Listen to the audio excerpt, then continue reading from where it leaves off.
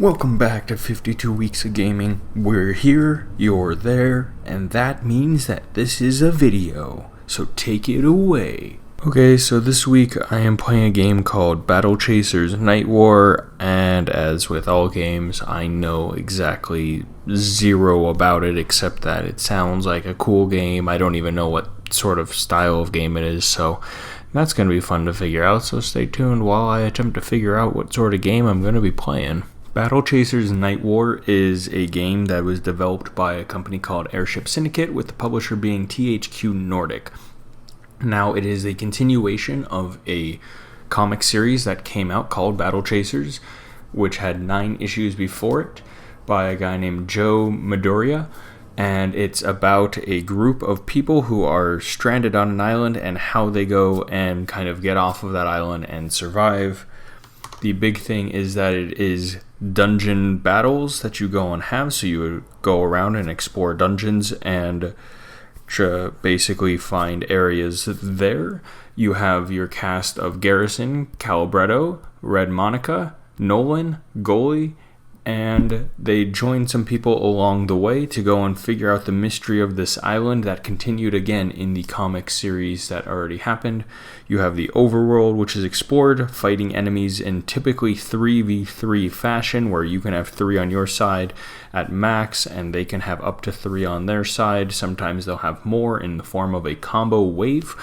And the object is to just go through, similar to traditional Japanese RPG games, and completing it in that sense. Now, I'm going to have Nick talk about it a bit more because I know that he likes these sorts of games, so I'm going to let him talk about it.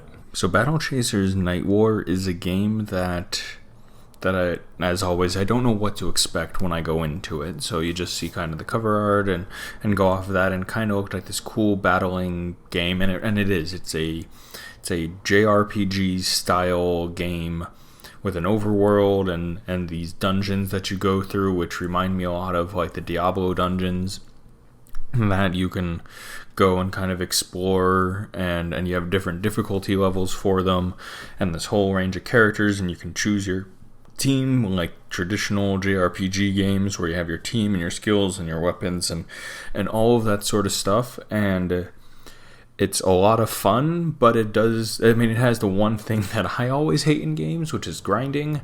And I want to say that it's not like it's impossible grinding, which is one thing that I get frustrated with some games. Like, I like Pokemon because the grinding feels natural. You need to progress and get stronger overall in order to go and beat the gyms, and then beat the Elite Four, and kind of as the game goes on.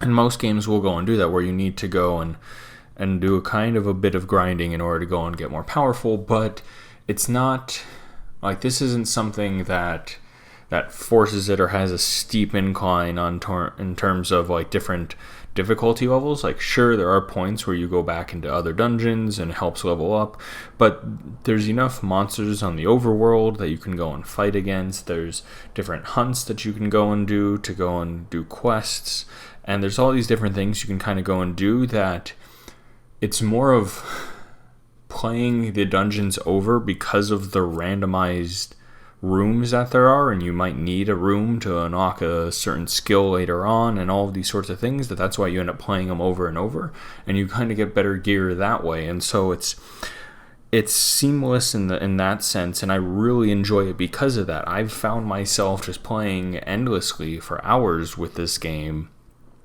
and it's not something that I really thought I would, but it's just like, okay, just beat one more dungeon, okay, just go through it, and maybe I'll explore all the rooms and find the thing that I need to. Okay, here's the steps that I need to go and do the next part. Let me just beat this boss, yada yada yada, etc., etc. And I think that's what makes it fun. I think that's what makes it really enjoyable, and I think that's what makes it a fun game to go and play, because you could go and lose hours just going and playing the game without really knowing what you're doing, or kind of have this overall goal on what you want to go and do, and areas you want to go and travel, and the story for it is pretty interesting. Now, the story is a whole separate thing because it's a continuation of comics, so the characters and kind of where they got to the point they're at now is already kind of been established, and the game does do a decent job in the beginning of kind of like catching everyone up to speed on like, hey, here's the stuff. And I like the art style for it, because with the comic history that it has, that there's bits where it is like a comic book, like pages essentially for cutscenes, and for some of the burst abilities, it shows kind of like a comic book-esque style, and it's super cool how it's done, and it fits in really well in terms of telling the story and how everything goes. And in general, it's just a fun game. It's a fun RPG that I think probably would slide under the radar for most people just because of the history, but it's something that, I mean, if you knew Battle Chasers in the comic series before, you definitely would know about Nightwar, because there's a Kickstarter for this that raised a ton of money to go towards the making of this game. But for people who don't know, like myself, and don't know the Battle Chasers series and kind of just going into RPGs by itself, I think it's a good one to go into. I think it's definitely something that you can really invest in and enjoy playing, and that's what happened with me. I'm enjoying playing this game, and that's what I'm wanting to do. So with all of that being said, do you think that other people are going to want to play this sort of game? And if so, who would you want to have play it? So I think, as always, I think people who fall into the category of liking the type of game that it is, so in this case, liking RPGs or JRPGs, would be the people that should go and play it, and anyone who liked the Battle Chaser comic series definitely should go and play it. And I think in general, it's a really good turn-based combat with the dungeons and the puzzles that are in it, and it makes it so I'd say most people would probably go and enjoy it. Yeah, there's a bit of grinding that goes to it, but if you're used to RPGs, you're going to kind of be used to grinding, and that's just part of it. So that's what I think. Do you think you're going to keep playing this game after this week, or is it something that's just done right now?